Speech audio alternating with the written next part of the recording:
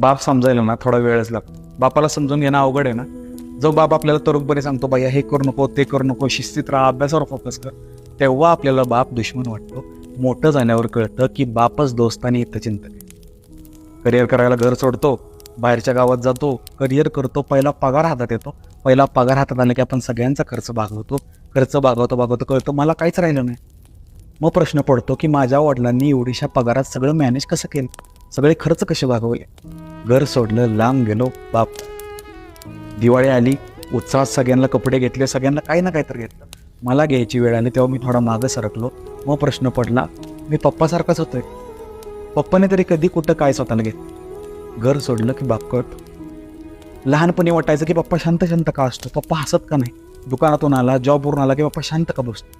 मोठं झाल्यावर त्या प्रश्नांची उत्तरं मिळतात. ज्या सफरिंगमधून, ज्या पेनमधून, ज्या सगळ्या गोष्टीतून तुम्ही आता जाताय, त्या गोष्टीतून 10